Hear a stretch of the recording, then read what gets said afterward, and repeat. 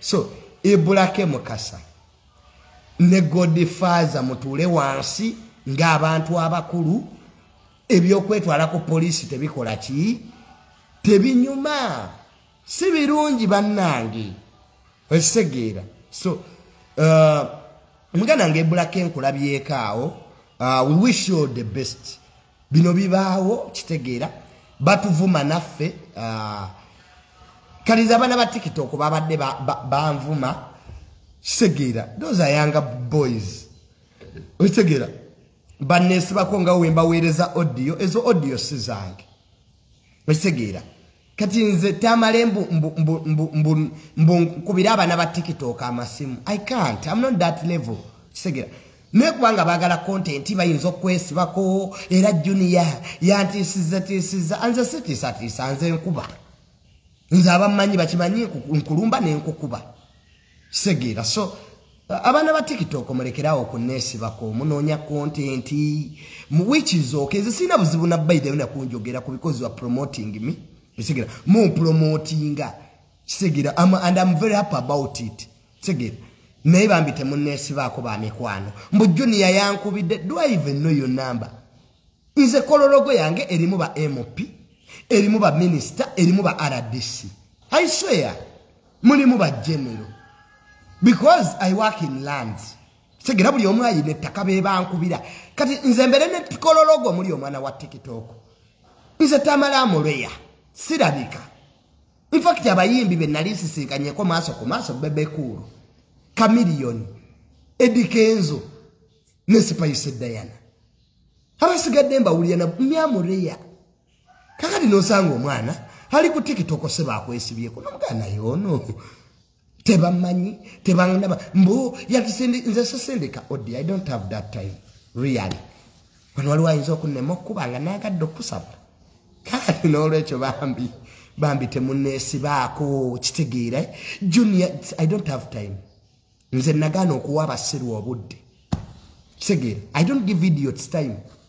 Not me. Kyolanga mwagamba apology. Fete tu apologizingira batasoma tegeera. Singa Mengo yawandiika ebbaluwa eri fomo ngeyagala apology nze kennyini nandigiwandiise kitegeera. But I can't apologize to a mob kitegeera. Tukikolanga never apologize to idiots. So nze mune mu bulamu I only apologize to if you want me to apologize, write a formal letter. Genda kwata pen n'olupapula ongambe junior you did ABCD I need that nange nkuddemu nga nkwapa ne but really me to apologize to idiots, people who never went to school. Mwebyammwe byakwasama. We always look at you netugakalira baba no idiocy. Simanya Lumbuye. Who is Lumbuye? Lumbuye okuva yatandika okwogera ne penge. What has they done on the ground? They are idiots, failures. By the way, mekambabulira abantu balaba abantu ababloga bebula abantu abalaba to pastime.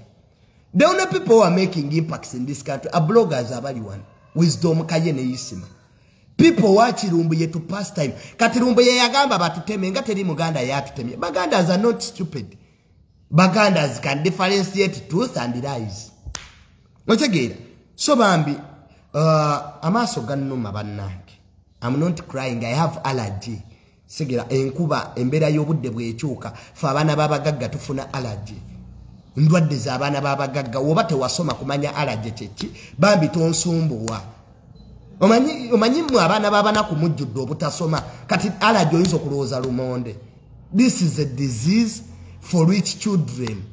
Abana bakulira mu maka agabagagga nti embera y'obudde kasita ekyuka ndwala. Is that hard?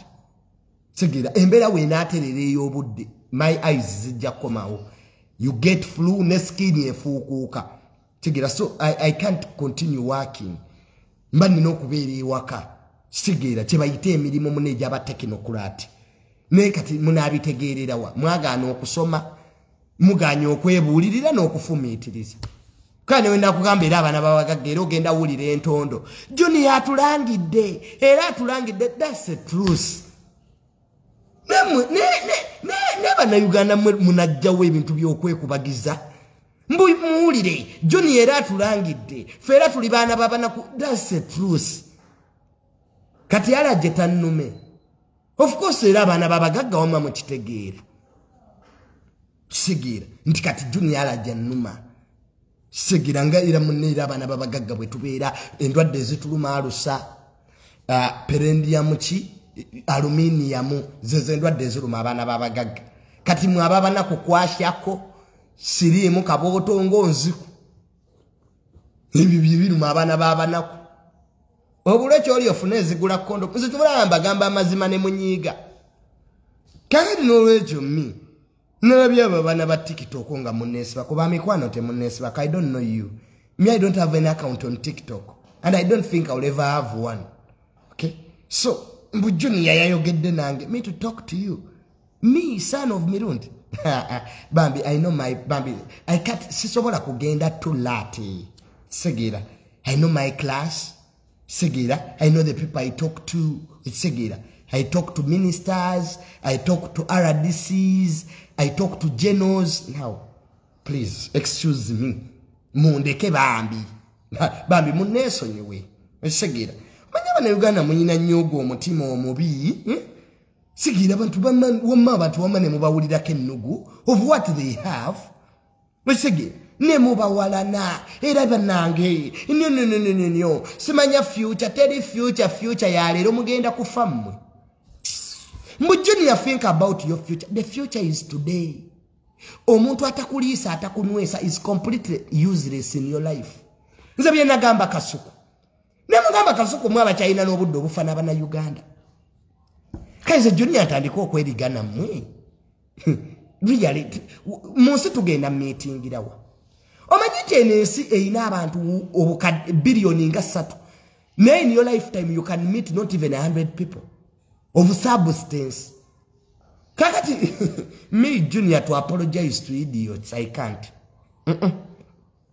I can't apologize to idiots and in life to apologizing anga mark my words to people who are not ready to receive your apology never apologize to people who are not ready to receive your apology abantu abatasoma ne ubagamba musole doesn't make sense because they are stupid basiru nze nabagamba mu Uganda milioni 10 nsiru zezikero uliriza lumbuye ne penge idiots Museveni yisimanya yazadde simanya jeno muozi you see people watching you for fun you don't have any impact lumbuye ne penge mogedde bobwine okuba president what has happened by the way let me tell you olaba reality eno society yaffe kati ezukuse people have started to question institutions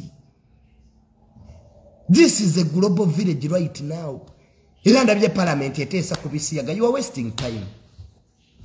wasting time parliament mugende munonya abali benguzi mugende mukole engudo mukole amalwaliro if people have decided to sell their bombs let them sell them sigira igwanga lino line ebizibu ebiri mala tosola kulwanisa bisiyaga nga abazungu abatuwa obuyambi tonna yogera nabo the white suppose konga parliament yetugamba sete katugenda zijjawo buli muna Uganda na ine banja ya milioni namba maite mwagala mazima kati parliament mutudde mutesaaki president mwenyini ekintu wama ya kidduka maife twogera ku mazima nga mutandiko tutuma amanya junior musias nedda sebo kwogera mazima tekyenfuula musias otsegera this is the truth Uganda is a third world country obuyambi tubujja mu America kati ate otandika otya gwe parliament okutuula mbogenda kukola etteeka nga president mwenyini yagamba nti adde yakole research president Museveni akola research ku kintu kyo kitegeeza yakidduka so don't waste time for Ugandans actually it is high time the parliament of Uganda you start debating about things ebiyamba banansi nze sina buzibu na musiyaza asaze utunda kabina ke isyo bums shianas kati nomirirwawa okay nze n'abantu bajjano ne batandika okumanyira if the anas is mine and I've decided to get a dick where does that concern you wano buli omu ayina akabina ke buli omu akakozesenga bwalaba bw'oba akabina ko kakutwala mu kinaabiro kupama god defecate it's okay there are people who are using their bums to get money It's very okay. Abantu basazeewo okubeera ba bisexual. Nze nakoma okujajinga abantu. People should do whatever they want in their life. Abanayuganda mumala nnyo obudde nga mulingiriza ebitabakwatako. Gundi yebaka nani, gundi asula nani, but at the private parts yours. When you mind a private party. Abamu muzimisuzinga neteri abagambako. Musiba mu bwenzi musiba maloji. In Uganda, you always do those you have those weird behaviors. Just people don't know you. Now, katichukosanga advantage. Umanize ni mwenzi na ete bamanyi. So let us call a spade a spade. Check it. It's very free. Buli omu okozesa obulamu bwenga bwayagadde. Sina buddi. When people are dying hungry, the hospitals lack drugs. Temuli madagala abakyala bameka bazaala nga bazaala. I think those are sensible things really between okwogerako nga bannansi. Budget ya Uganda ino omusolo gwa mmeka. Naye kubanga mwabulwa entegeera. Kukabazi waliwo embeera ku social media ningane bana abantu babategeera. Abana Uganda ekisinza okuleeta obuzibu kuwestinga budde mu bintu ebitatugasa. Nosanga abasajja bayina envi mu matako. Naye bali ku junior badisikasinga. Pozi banga nyokwe. Nedda ge mazima. Nze junior nina emyaka 26. I'm 26. Sigil. But you find already people discussing me. Noka neri ne gwanga litegeera. Are you normal? Nebambi mubuliddwa ebyokola ba mikwano. Singa mugenda ne mumalobo obuddenga mu masturbating. Kati what has changed? Kiki kyogenda okunkyusaako? Nalabye ne fuluminyo nga mmanyiira. Mboyo omwana Junior yandize mu kufa kwa Nadduli. Nze siina leeso ne gye njiga. You are not going to teach me about life. Take those lectures to your kids. Saa kummanyiira. Eri kyonna kibagamba nze simanyiirwa. Take those musimolo lectures obukuli mu mutwe to your children. Nze sinze yatajjakana Nadduli. Nyabo fuluminyo.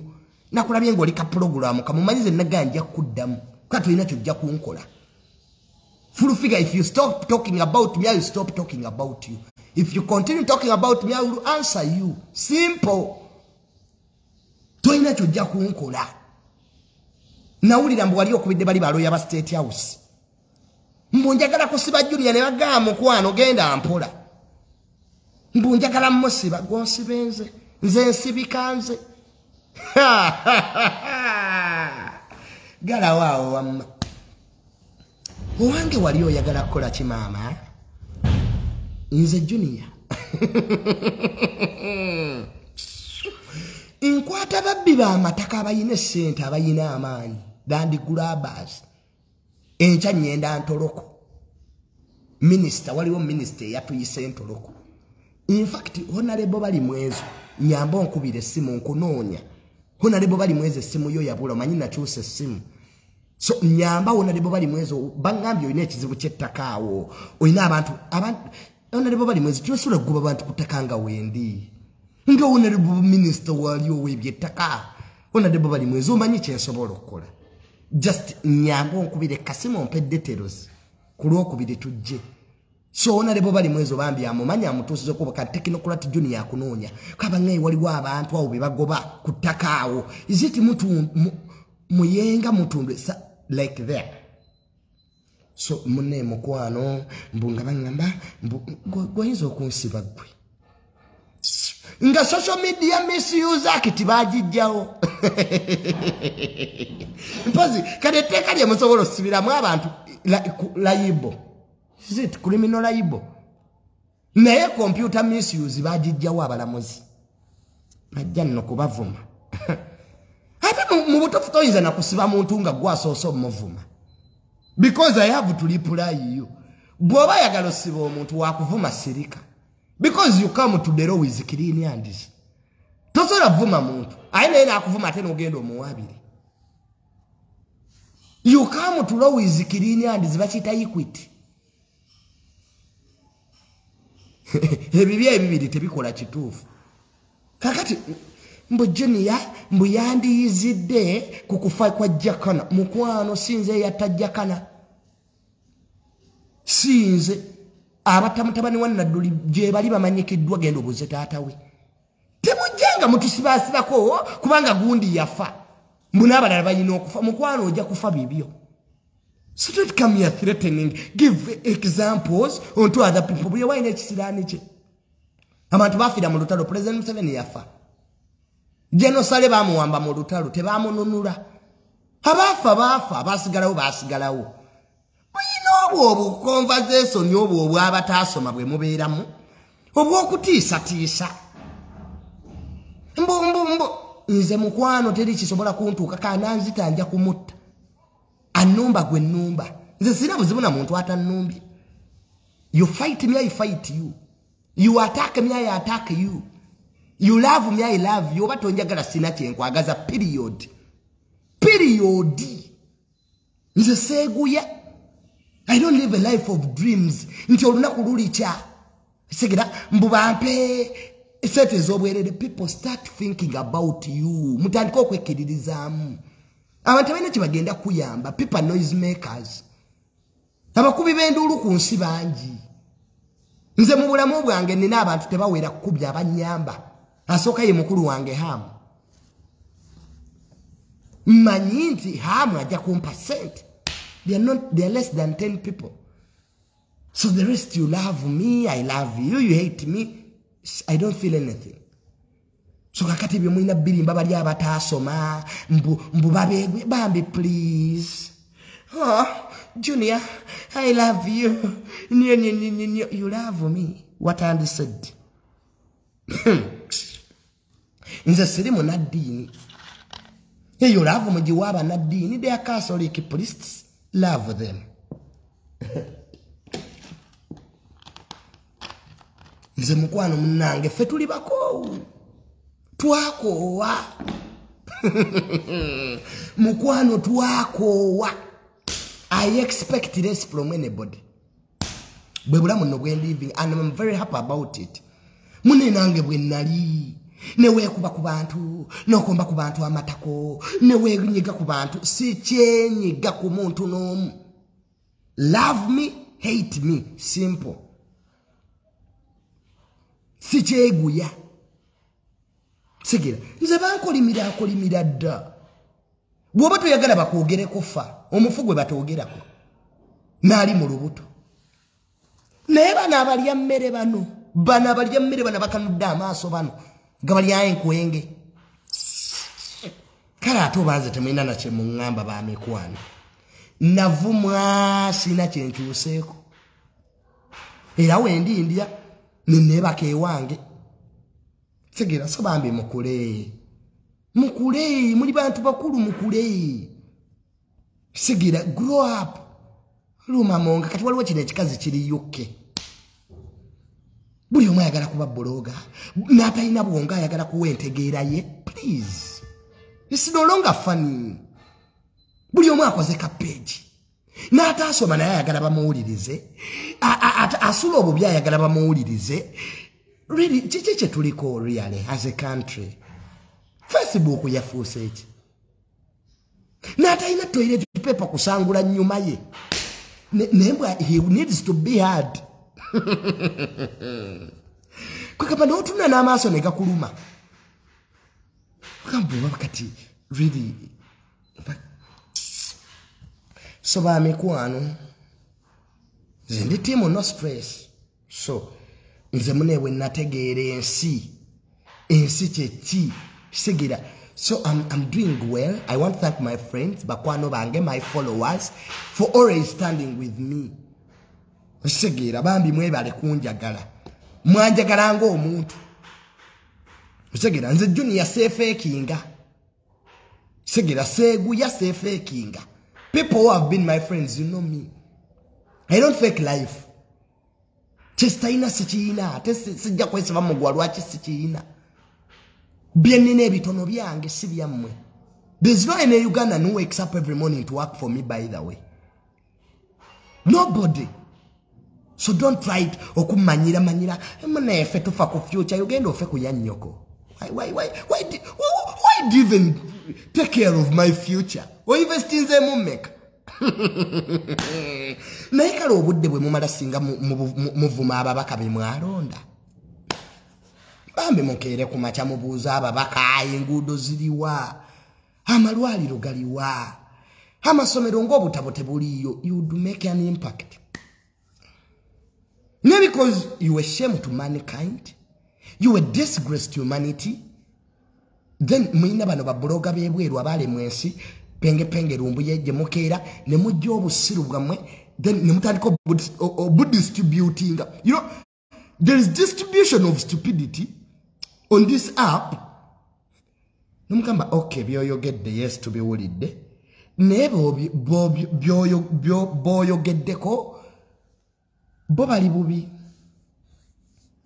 Nze mbalabanga mumanyira abantu nempuliranga you know I really like ningambo oba oh my god obandi munsi nkyamu oba nyendeke Kongo really waliwo abana Uganda be bakutama noyagala ogendeke Kongo obereke yodde like waliwo abana Uganda we mumanyira ngo uli akamanyiro kakutuse matako nuka oba kanyendeke Kongo ntulekeyo okitegeere waliwo abantu bamanyira tebakulisa tebakusuza nebefuula abakumanyino kaba nange kiki ekigenda maaso wano like what's going on ninga tewali.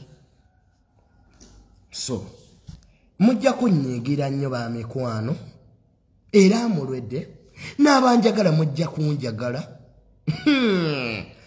n'abampala neera mujja kwetuga okitegeera.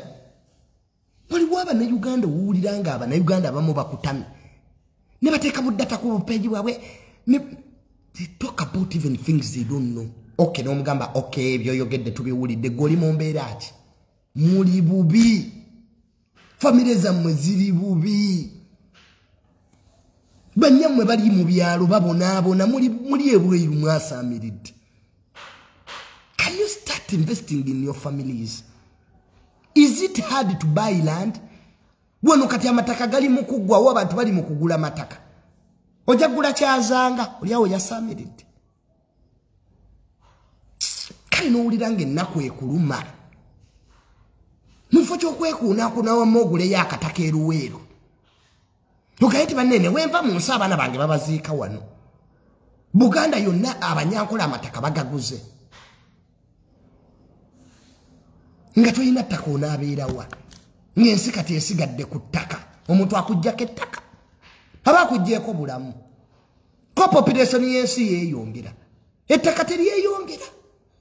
Bannange mugule ettaka kuuma akataka ko investing ate tokagula n'okabeezaawo ate sitirumake mmwanyi abantu abamu kyebava bababbyeko ettaka mugula amataka ne mugalekaawo nekubanga tekuliiko kiriko mubbi n'ayanguyirwa simbako kasooli kolako ekikomera twala obudde okebere ku kyapa saaki genda mu ministry okebere ku kyapa kyo oyinza okuba oliyeyo ng'olina ekyapa naye nga basajja baakikyusa dda kuliko mannya malala. Kati ebyo byonna singa mubikola ne mutadda mu lugezigezi ne mutadda mu kumanyiira bantu be mutagulira wadde ekyokulya banneesinga muli wala banneesinga muli wala obulamu kati ttaka bannange mugula amataka mukuuma amataka gammwe kuba kati ensi gye yeeyongedde ng'abantu beeyongedde entalo zonna Ukraine lasha ttaka land naye oyina ssente oli bweru uli okera kwasaamirira wa Lumbuye. Lumbuye agenda fira mwekezairo oyo yesi wakudda yesacrificinga yamala kubanga nadda nyizo muvumbika ekitya ennyuma oyo bannange Lumbuye nze ne banga nti Lumbuye ali ku airport era nyenda wali ewakiseka n'engula emigo gyange nedda wano ku gundi wakula wundi y'emulago n'engula emigo gyange 3 nyinzo kikuba embooko ku lubuto ekyo kirumbuye kimatumpaggwa kino omuntu kiri akabuleta ya pichipichi. Bannange you people you are hated. Kale nno bambi mu investing mataka abagayina muganweze sigire muve mu byekisiru teri kye bayita nsi ensi kiki kyoyina what do you have ne bwona alwanirira Kampala nga kitawo talinamu kizimbe era tejja kuba yiyo mwenno mwesiriwazi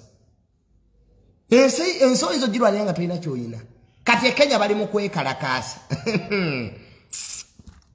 obatunuulira era layira ajja ku meetinga Ruto bikwewe ensi etambule kati Bobi Wine tali yemagere mu bigere teyeebasa bameka abafiira mu kalulu Bobi Wine yattisa bameka mu kalulu mu Museveni agenda ng'alagawa luyale omusajja alina ne mutabani waakuze ali maje ng'oyo oyinza omusiguukulula oyo ne Bobi Wine gyali yemagere mu bigere yattisa abaana b'abantu era ebyo birumbuye ebyo byo biri mu katoye ettaka ebyekwese bigenda ne bikuteekamu ekirowoozo mbu you haven't done a lot mukola kirumbuye lwaki toli wano penge lwaki toli wano situlwaga enyuma nnyo nga Patricia Sewungu weemuli lwaki mwekwese e Bulaaya Museveni yagwa Museveni munafu nga gwoli mu katoye ettaka essebo empologoma lwaki tetulya ffenna naye abatiitiizi be bakulembedde situlwago situlwago ya simu zaabwe bo tebasobola Museveni ayambala ebyambalo by'amagye yenna n'ayitirira ng'empologoma oyinza omutambala kati abaana b'abantu ne bafa abaana abalungi abalaba ebitiibwa ne bafiira mu total nonsense these hypocrites bali eyo beekwese e Bulaaya bali mu looje Massachusetts fe Museveni yatutama lwaki todda tiketi yakubulange kugulire tugende ffenna ku State House you are just lumpennies who have lost way of life. You are academically bankrupt. You are ideologically stupid. You don't have a vision. You even talk about a revolution. You toswala na kuswala nga wasoma bitoi nonsensical. We all love the country. Fena twagala igwanga lyaffe. But stupidity should not prevail over reality. Stupidity obusiru tebusobola ku prevailing over reality. Empologoma webezza okulya osoma Bible. Mpologoma gwe kankusomera Isaiah chapter 4. Are you stupid? Nga ne Katonda mwennyini agamba ayamba beyamba. Run.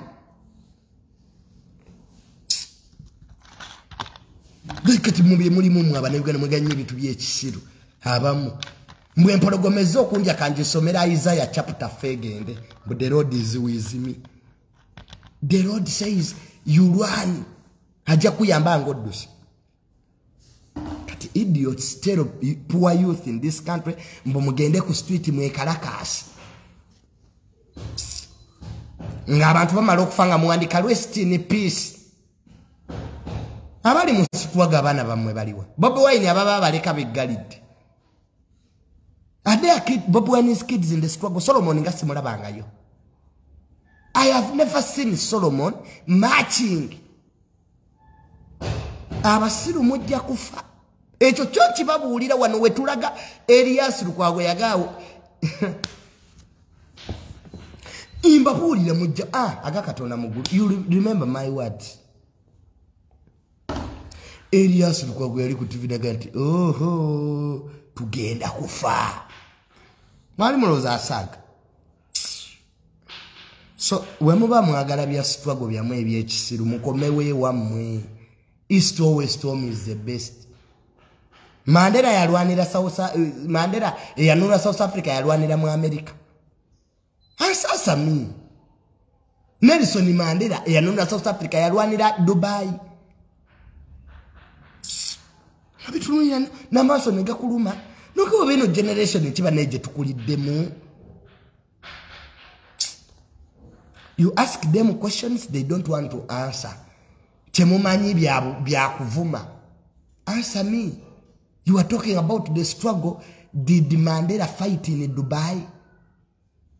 Bishop Desmond Tutu yalwanira New York. Give me a revolution in Monsiona, a succeeding Ngajirwani Dali Bulaya, apart from one, a Iran. A Tura Comini, Giarwani de France. Payendala. Mayimamuloza titwasoma. Omanya kizibu ky'eggwanga lino abatasoma mweyongedde. Idiots are many in this country, by the way. Idiots are many. There is a breed of idiots in this country. Eyeyongedde. You ask them questions. You use. Okay, you are suffering. Corruption is many. Whatever case you have now, tell us your plan. You don't have a plan. Mubira mukwasa amirira. Museveni agenda. Era government ye good. Gwe institution ekyegwanga bagikubira ndulu. Mpaayemu. Edaletas leka tuberenga abasoma twebuuza ebibuuzo. Mpayo government ye mwegwanga bagikubira ndulu. Nga abantu bakera kubacha kuba ndulu.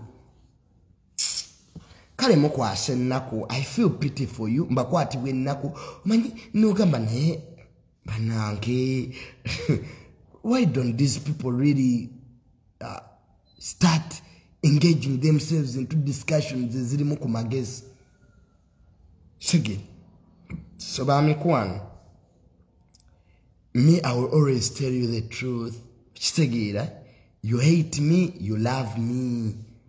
Sige. So what can Bob Wine do to liberate this country? Bob Wine agende konga alwane. Bob Wine, you can collect your youth, nemugende Congo, and you fight. But I wish you one thing, you will die from there. Because UPDF ejabasanga ebatireyo. Nze njabega tirako Luwero. When Bob Wine's army reaches Luwero, I will join you. But right now, temina chemungamba mwe. Shut up. Don't have anything to say. Tewali. Shut up. Shut up. The only thing Bob Wine can do to get power is to go to Congo and fight. Without that, let him shut up. If you think I'm there to die in innocence, you want me to die in innocence? Must struggle. Where is it? Let Bob Wine collect guns, go to the bush in Congo. Bwana amaloko tuuka Luwero. I will join you. Nga General Tamale nzija, command of the 55th Division. Ngolo ndine General Sauda Madada. Olunga General Lubongo ya mulabako. Newe muba mukyayinaga amannya gammwe nga tekuliiko lya General. Shut up. If you want to liberate this country, oyina okwongerako akannya ako ka General. General Lubongo ya command of the 5th Battalion. Ne uona banga gwe Lubongo ya Lewis, a student of law with a master's degree from Harvard, don't think you can liberate this country. You're playing on yourself. Manya bagezi mutu ukane mugezi wala nyone mugweddalu. That's what I'm seeing in Nope. They are all intellectuals. Abasabo bampuga basajja bagezi. But bagezi wala nyone bagweddalu. Nebitono bibalema okulaba. Naye kakati gwatali jeno mpuga. You don't have the army. Mukera kamucha kulya mirondo. And you want power? Really? Are you serious?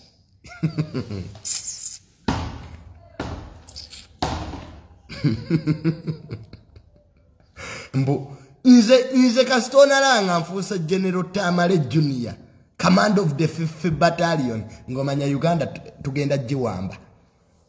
Ne abantu nemukeera mu loogi. Kati amasasi ze condom. So the bullets are now condoms. Hani mugula paketi za condom, mulinga abagula amasasi. Nokagwe paketi ya condom joguze Is that the ensiko you are talking about? Engaging yourself in sex all day? Is that the ensiko? The bush? Mzaba nupu na mga nti muli munsiko neuna. Mbasanga musawuna na maroji. Kana honorable opposition member. Loji yensiko yo joli. Which boss are you fighting? Sikoche. Nebambi abebweru bote bamanyi bano bali maloji bali munsiko ya loji. Omuntu namala mu loji sawa 2 nga atuya nyina maana ya Museveni yaveeko. How? Mwina abakazi basava munupu ani atawasiza. None bikazi bisava kati how can you have a fat woman no ati ogenda kujja ku government? How? You all people in Nope have fat women. Because we never suffer by nini bwe bati. No ana gatuli moseturago. Kati yabone mupinyeko. Mukazi nagwe yafuna anyirira, mukazi munyarwanda. Nobwa naye honorable nyeko. Really? Siturago cheno. Bache mgaba nasa amazima.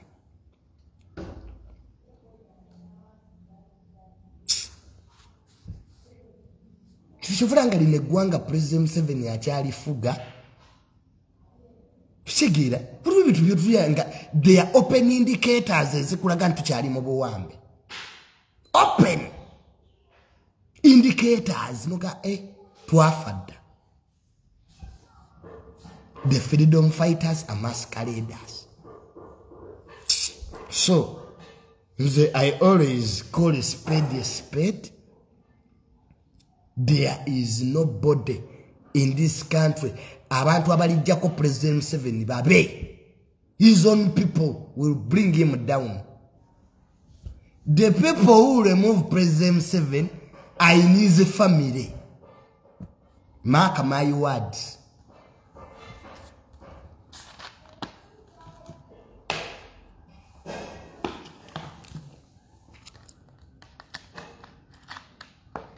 The people who remove Museveni, the president are in his own family. You remember me, not you. The angel that brought Anakin to heaven was Satan. Teri institution yegwa nga abajisudde siba munda.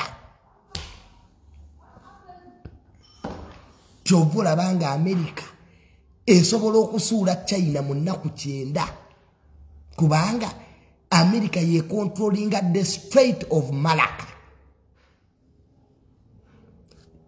South China Sea wekoma waliwo kye bayita Strait of Malacca. Amaato gonna okuyingira South China Sea gayingira mu Strait of Malacca.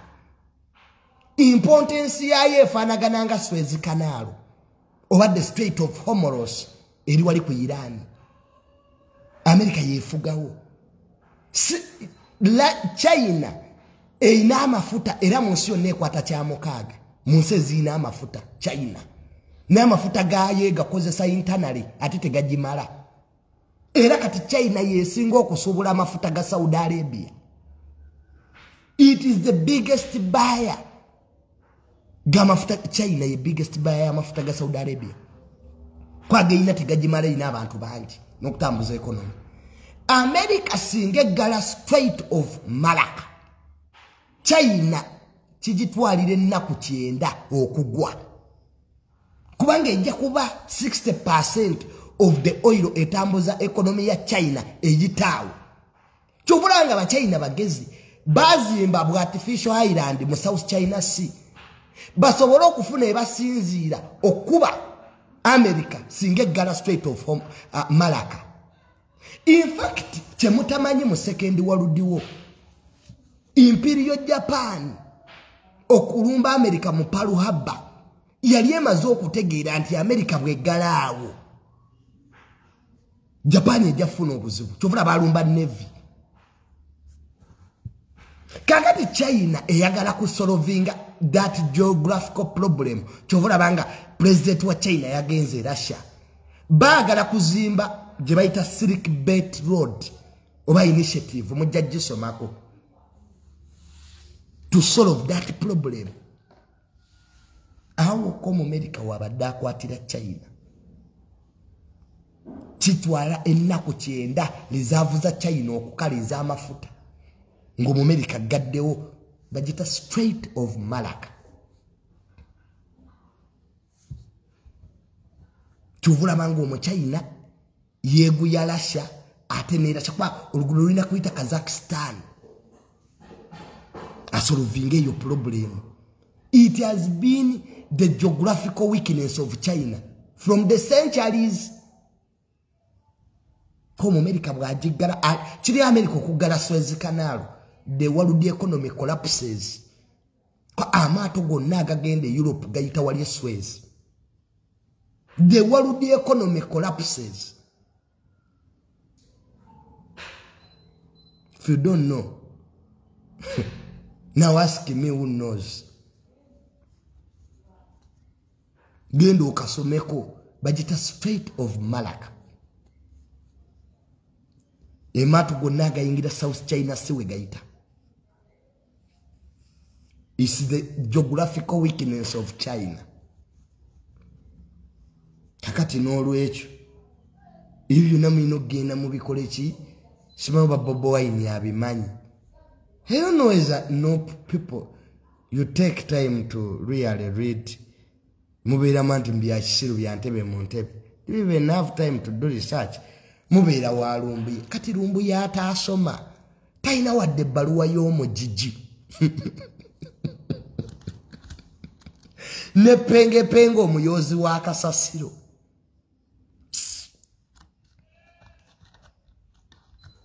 bagambe chikunsi nga nabo bale mwensi luyale. How do you ask for life from demons?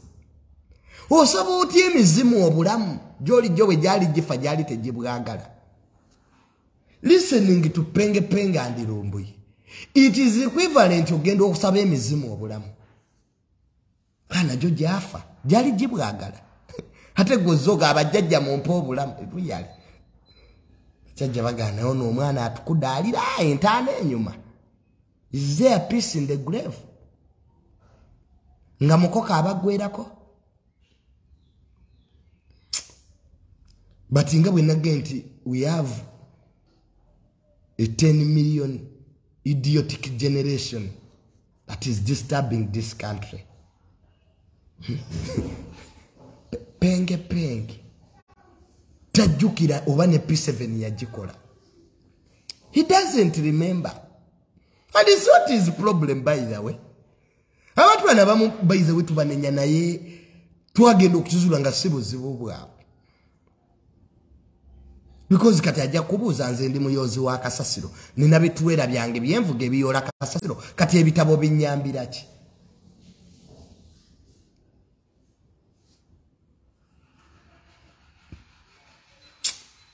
It's absurd that as a country we have taken a slippery road of idiots. But we shall reap heavily. Time is coming. We shall pay heavily for trusting idiots. We are going to pay heavily. So, my brothers, Ebolake Mukasa and the Godfather, have time to sit and solve your differences without taking yourselves to court or to the police. Don't. It's not worth it.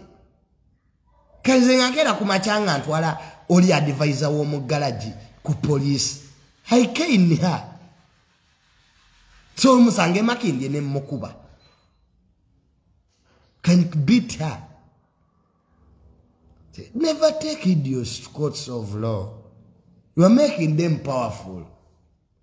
So, Ibulake Mukasa, my brother, I'm with you. You have been a good friend to me. So we need really to have a dialogue in this country. Abawumba tutu tebaliwo. Nakino ekikazi kyendaba ekyeyukke ekyakozeka page. Kibambira. Kale nobeera eyukke naye ng'oli buloga. Nze banene nfuna opportunity egenda eyukke. I don't know. Omuntu nobeera mu America. But there are millions of Ugandans. They want to go to the UK to study. Others want to go to the UK to meet new friends. You are in the UK making a page to look nonsensical. Katabakuwa visa bawulira bati. I think by the way n'abaana abangereza n'Amerika ndoza baddeyo ne babalaba ku Facebook ne bakwata ku mutwe. Neka ono yayisawa. How did this one go? Really? You are wasting opportunities. You are wasting opportunities. Opportunities that you can use to better yourselves. Most of these people you see are rich. But people be certain government. These are facts. Zichuvuranga nako okwogera ne kubali benguzi. Ogera ku musajja, omusajja yabba sente, ayina hoteli ze. Luka kati obono mala naye lwaki obudde. So